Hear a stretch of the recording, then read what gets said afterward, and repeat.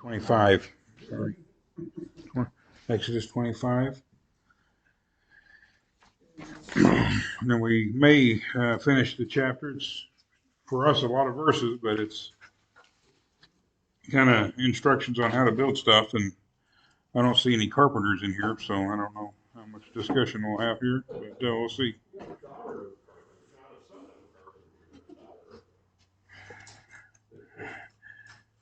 God knew what a working on we needed, so he sent us a carpenter, huh?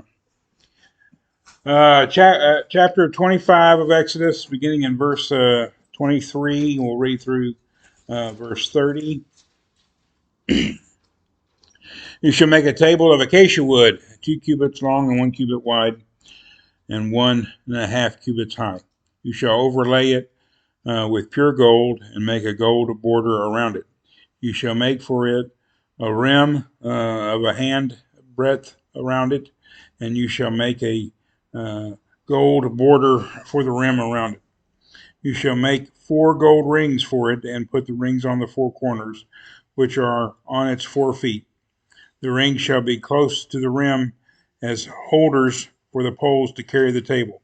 You shall make the poles of acacia wood, and overlay them with gold, so that when with them the table may be carried. You shall make its dishes, and its pans, and its jars, and its bowls, with which to pour drink offerings. You shall make them of pure gold. You shall eat the bread of presence on the table before me, or shall set the table, set the bread of the presence on the table before me at all times. Okay, they did eat it too, so. Anyway, what do we think about the table for the showbread?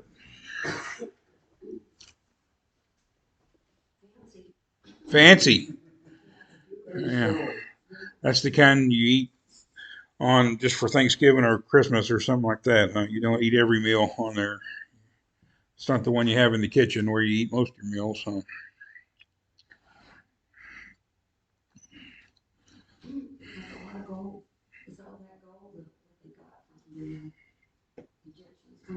It's the gold that's in their possession, and some of that certainly would have come from Egypt, if not all of it.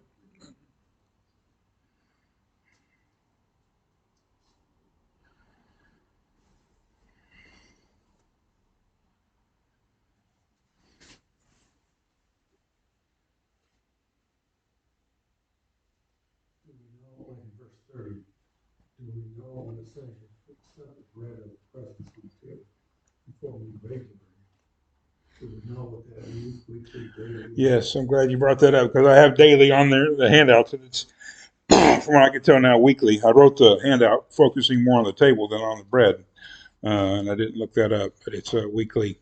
So on the Sabbath they would change the bread out, and then the priest would eat the old bread. So week old bread. Some of us we go to the discount store and still buy the day old bread at the discount store, don't we? But it's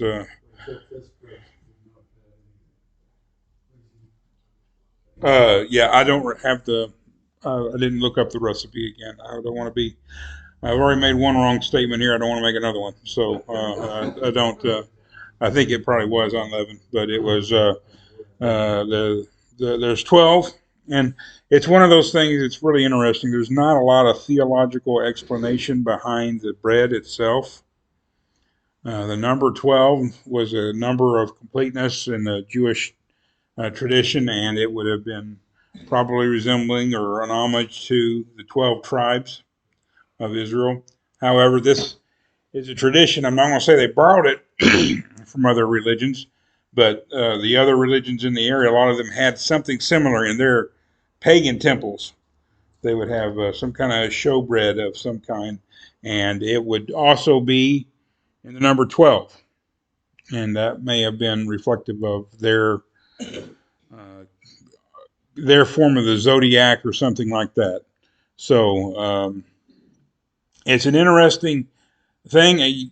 Bread, when you associate bread with Israel, you really have to think about the manna, the God sustaining them throughout this time. Maybe some of these associations with the 12 tribes and the manna and everything are just so obvious that they didn't feel the need to write them down. But there's not, at least I haven't been able to find anything where the Bible really goes into details of saying this is the significance of the bread. It's kind of maybe more implied and just kind of understood.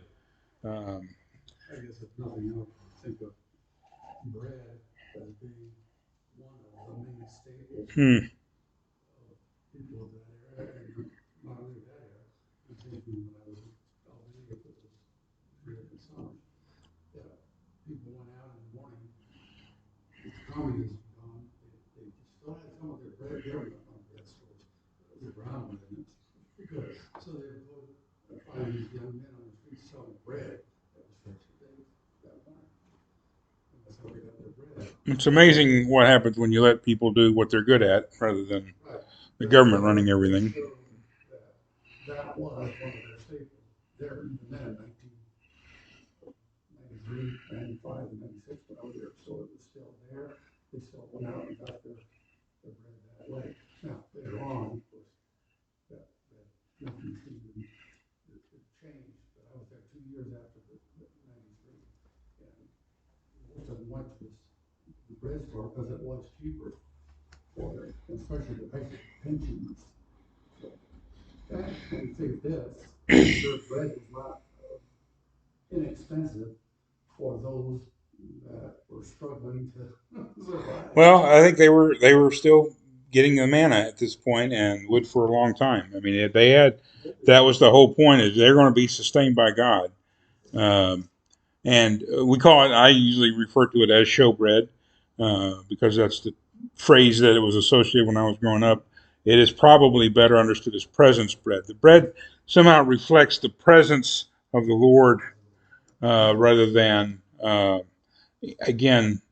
There's always not always, but frequently a practical impact behind the Mosaic law, but that is really subservient to the theological impact, the theological significance. And I think, Jesus being the bread of life, the bread being before us, reflecting the presence of the Lord.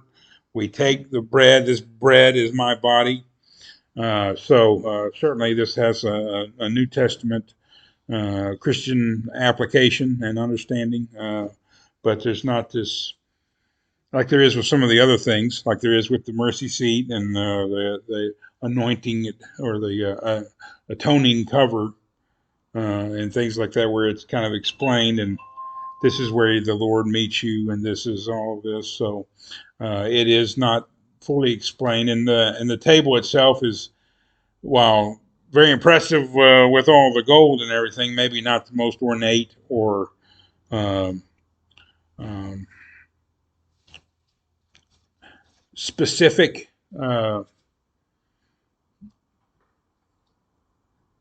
Unique, I guess, item. It is kind of the most practical.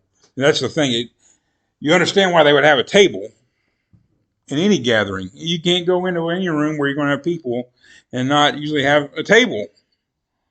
You got to have something to put stuff on. And they have these other utensils and things that are going to be put on it as well.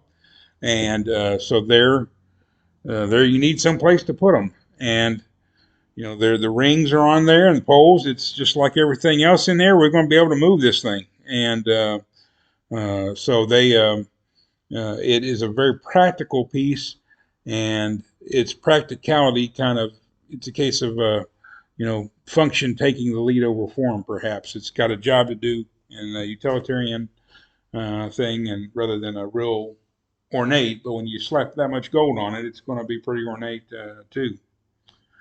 Um, any other thoughts?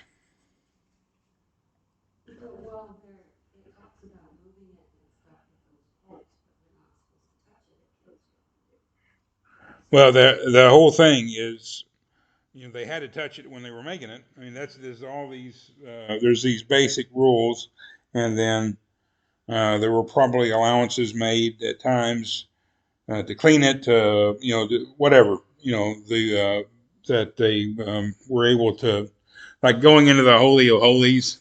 It's only supposed to be once a year by the priest, But when you get ready to move, you got to go get the ark, and other people. It can't be just one guy.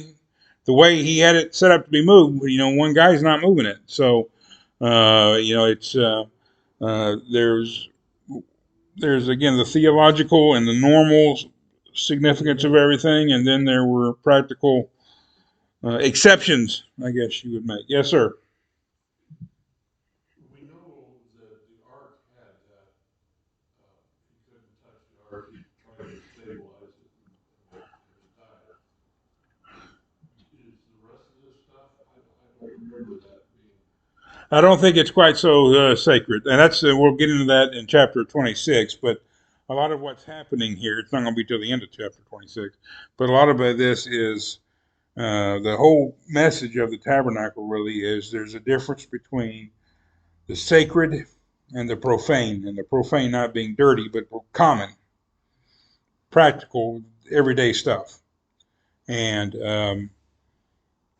that intensifies from one place to another. It gets more and more holy, the holiest of holies. So this is outside. This will be outside the holy of holies, along with the lampstand.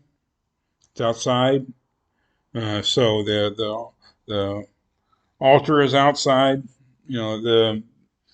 Uh, these things were not as sacred, I guess you could say, not quite as holy as the Ark of the Covenant or the Chest of the Covenant, whatever you want to call it. So it does have a significance, and again, God is prescribing this is how you're going to move it, and all of this stuff is going to be moved. So, and it's if you've ever been to a Catholic Mass, maybe for a funeral or whatever, they come marching in with stuff. And they hold stuff up like the big red book is the gospel, supposedly. And I don't know all of the significance on that, but it's really interesting. But it really does make their service feel very ancient in a way.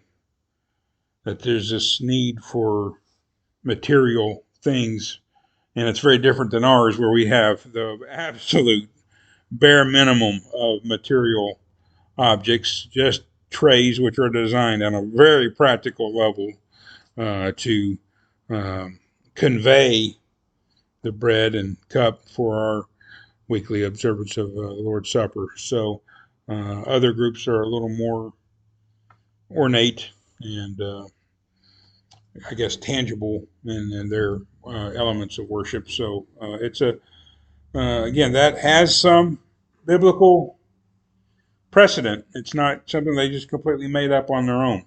And being so minimal is kind of, I guess you could almost say that's what's unprecedented. that's the innovation. So, Mr. Magoon, did you have something? No, You're trying to help the PD out, okay? The PD, do you have anything else? Well, on the thing, it said that on the table put the bread that shows you are in my presence. Yes, So is that what our name? I think so. Don't we? That in the bread, Presence of the Lord. yes. That you think about it, the road to Emmaus story, the disciples on the road to Emmaus, they're walking with Jesus and they don't know who he is. And then eventually he comes in and has a meal with them. And when he breaks bread, they recognize him. So they were with Jesus. So when we break bread, we should see Jesus. We should recognize Jesus is in our midst. And that's to me the most compelling argument to take the Lord's Supper every week. If you're going to see Jesus, why wouldn't you want to do it? And if you don't see Jesus, then I understand why you wouldn't want to do it. You'd rather have the monster truck. I saw a thing, some big evangelical, I guess, conference this past weekend or whatever, something about stronger men in ministry or something like that. They had monster trucks, they had rock bands, they had tank, they had flamethrowers, all of this stuff coming out. And it reminded me, I saw something a long time ago that was they tried to bring that into the churches of Christ. It was I can't remember. I don't want to name names. I don't want to disparage anybody, but the basic impetus was that if you want men to come to church, you need to make church more like a Rambo movie. And I'm like, do you know what? Do you even remember the whole story behind Rambo? You know, do you remember what the colonel said? I didn't come here to save Rambo from you. I came here to save you from Rambo. I was just thinking about all the men I grew up around and going to church, and these were all none of them were confused about their gender or anything like that. These were men, period, and they were able to sit still for an hour during worship service 3 times a week, and they didn't have even the audio visual stuff that we have, and they didn't have always padded seats, and they worked really hard. A lot of them physically hard labor, and some worked graveyard shift and whatever, and they were there. And now we're just such a bunch of big babies. We got to be entertained every second of our lives. You got to have the little toy spinning in while we're laying in our crib all the time. So it's give them a rattler too while you're at it. I guess I don't know. It's boy, if I knew my money had gone to support that, I would have had a really hard time with that. That was something else. That's the most over the top crazy thing I've ever seen, and it's just entertainment really more than anything else. But I don't know, whatever, it's their call. They're the ones that are going to have to answer for it, not me. I guess I'll have to answer for why I wasn't there. I feel pretty comfortable with my answer on that. So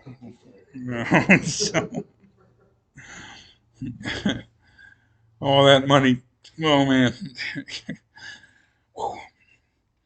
could have really helped a lot of folks with that money. Maybe it did help a lot of folks, I guess. I don't know. But there is, that's the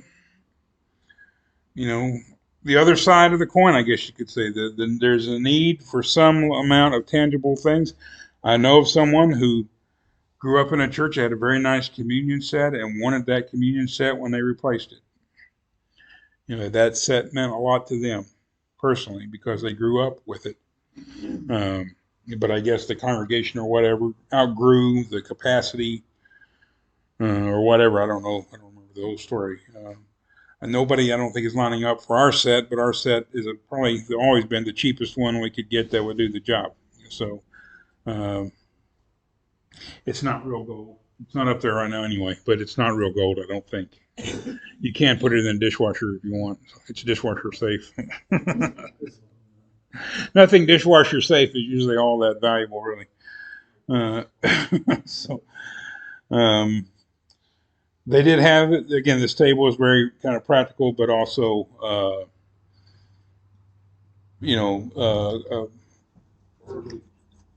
pretty, but not complex like some of the other stuff they had. Not as complex as the ark, and not as complex as the lampstand.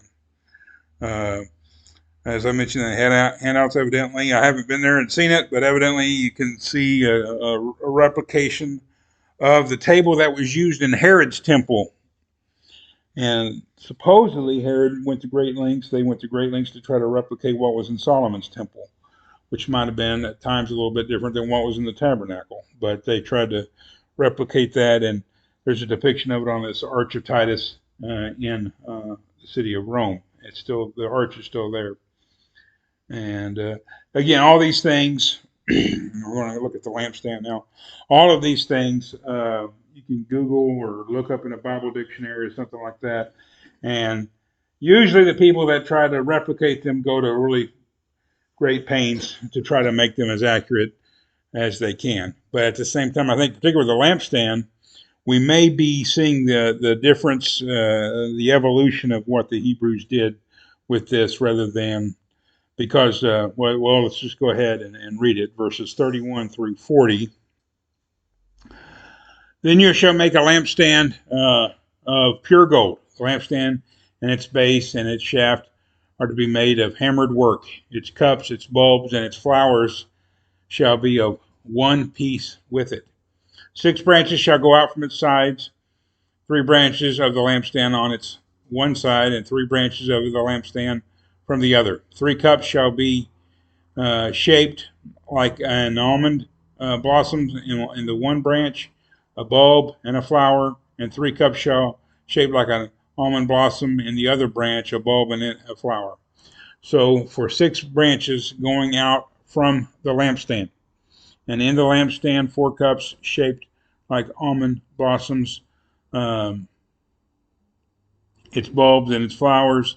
A bulb shall be under the first pair of branches coming out from it, coming out of it, and a bulb under the second pair of branches coming out of it, and a bulb under the third pair of branches coming out of it. For the 6 branches coming out of the lampstand, the bulbs and the branches shall be one piece with it. All shall be one piece of hammered work of pure gold. Then you shall make its lamps 7 in number. Then they shall mount its lamps so as to shed light on the space in front of it. Its snuffers and trays shall be of pure gold, and it shall be made from a talent of pure gold with all these utensils. See that you make them after the pattern for them, which was shown to you on the mountain. Okay, what do you think?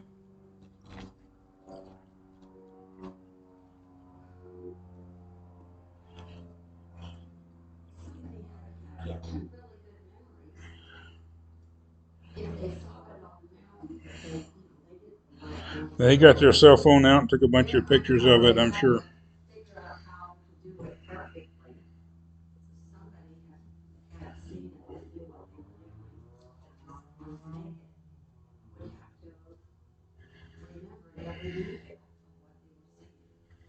I think we can also maybe hope in, trust in the Spirit to be upon whoever was crafting the craftspeople that were doing all of these things. You know, this kind of work seems like traditionally it would have been done more by men. We're going to get into some stuff that would have maybe been more traditionally made by women. It doesn't mean in this case it was made by, we don't always know, but these things require a great deal of skill. And this is a culture that wasn't really defined by its artwork. We don't have all this Hebrew art that has survived for millennia like we do Greeks and Romans and even more ancient cultures where you see cave paintings, in France that are prehistoric. We don't know how old they are. And yet you can say, well, that's a horse and that's a cow or something like that. You can kind of see what they're drawing. They weren't supposed to make graven images. And they weren't supposed to worship them, but they did have idols. They weren't supposed to, but they did. They're making a golden calf while all this is going on. So they had people that were capable. I doubt the guys who made the golden calf were involved in making this stuff. But so there's it's not probably the hallmark. It's certainly not a defining characteristic of the Hebrew people that they were great artists. They were probably great storytellers, great writers. They were great shepherds, herdsmen, great farmers, maybe great winemakers, great whatever. But they weren't. We don't have this legacy of great art. But I'm sure if you went into one of their temples or something like that, it'd be very beautiful. It'd be kind of like the Muslim. You go into a mosque, they're very beautiful, but they're not. They don't put animals and stuff like that up there either. They don't get into that whole. Then you go into an old church and there's paintings of sheep going onto the ark and everything. So it's how things worked a little bit different. But the lampstand, you got this tent. And ultimately, it's going to be a linen tent, but it's going to have goat skins all over it to keep the sun out. So it's going to be a dark environment. So this lampstand, again, theological in significance, but also very practical. You have to light up the room. He didn't ask them to wire it for electricity, 220 volt or anything like that. So it's they hadn't invented electricity yet, had they? That's right. You don't invent electricity; you discover it. Yes, sir.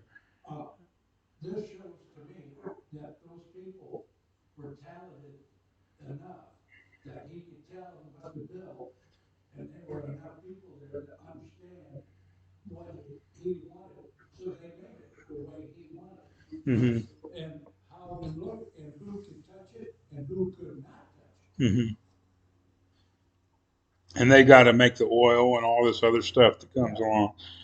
So in the tent itself, the linen is very ornate, and then they maybe covered almost all of it up. It was there, but it wasn't very visible. So it's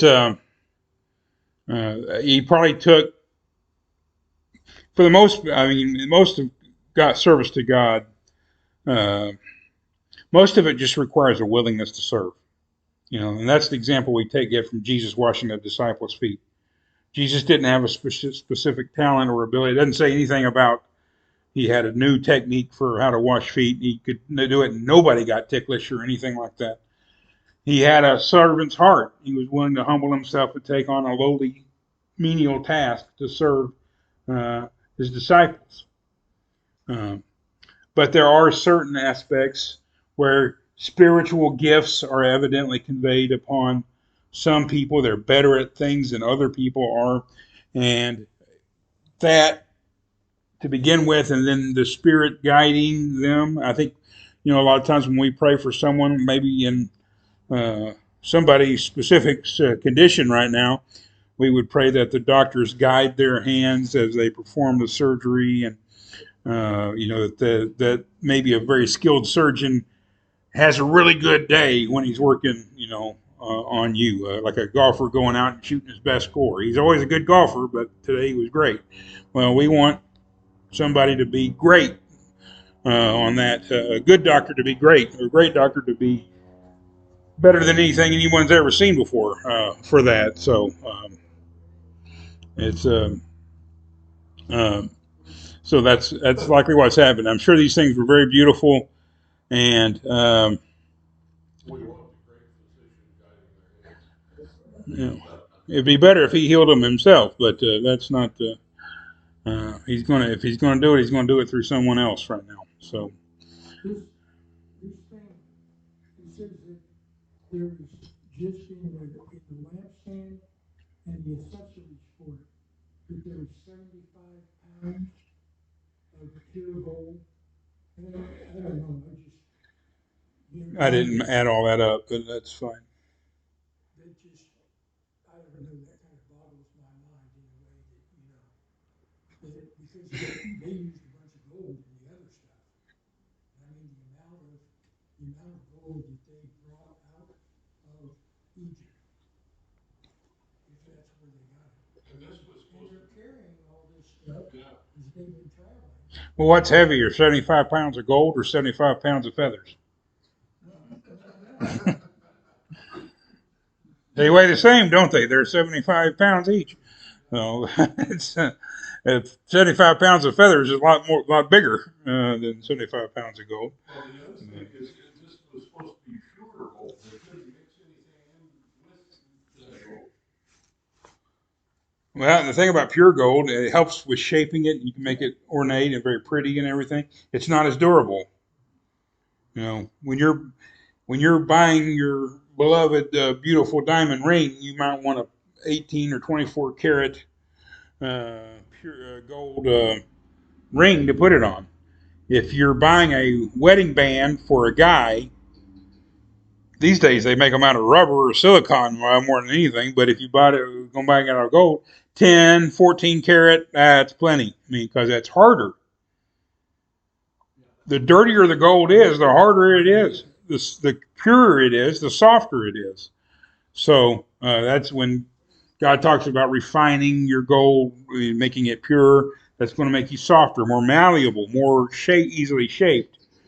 But it is the impurities that help you take some hits along the way and hold your shape, I guess, in a sense. So um, I don't know if they make 12 karat gold much. I know they make 10 and 14. Um, anyway, so the lampstand, it's almond tree. Uh, Almond is evidently the first tree to spring in that region of the world. First tree to bloom in the spring, I should say, in that spring out blooms in spring. So, in that region of the world. So this is, God gets the first fruits, the priority. It's a symbol of priority of new life, and it's going to be a symbol really of perpetual life. Um, and this is what now we would call a menorah, and you see those around um,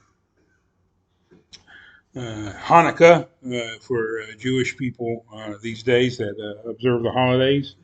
And it's a little. I've seen them with six, nothing in the middle, and then most of the time though you see them seven, which just says seven lamps. So there's seven lamps up top, and including one on the main trunk of the almond tree, I guess you would say. So, but it is a source of light, and of course this means that when you go into the Holy of Holies, when the priest goes into the Holy of Holies, he's going into darkness. He's going behind the curtain, and the lampstand's out there, and there's goat hides everywhere and dark curtains everywhere, and maybe a little light coming through underneath the ground.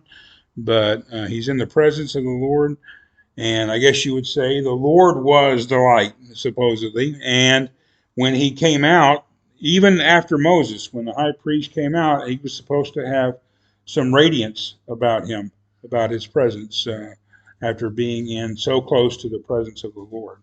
So, I know this stuff, it's kind of interesting, at least some of us Bible nerds, but at the same time, it's maybe this stuff's a little more theologically significant. Next week, we're going to look at the kind of the tabernacle itself, and yeah, it's kind of it's a tent. It's a big tent, a big nice tent, but it's a little bit harder to draw a lot of theological significance out of it. But it was, the place where God dwelt with Israel in the midst of Israel, and they could see the presence ultimately descend upon it, and that's how they knew God was with them. And like I said last week, it's not idolatry. They're not worshiping those objects, but it is maybe God's accommodation of idolatry and an idolatrous people, that they need something physical or tangible. Even if they couldn't touch it, they needed something that was theoretically tangible in order to be faithful, because they just came from such a pagan tradition that had all of those things. And at the same time, I think people today maybe need a tangible item to help them along the way. Not worship that, but enable or empower their worshiping, I guess. I just grew up without any of that stuff, so I never even think about it. Okay, we will get into chapter 26 next week, and I gave you your handout. It's pretty short. I think we'll get through the whole chapter in a week, even though it's not a particularly short chapter, but it's very practical. Again, instructions, directions, um, and it would be something we'd go over with a fine-tooth comb if we were actually trying to rebuild it. So, but since that's not on the schedule, as far as I know, we won't be quite that obsessed with the details. So, thank you.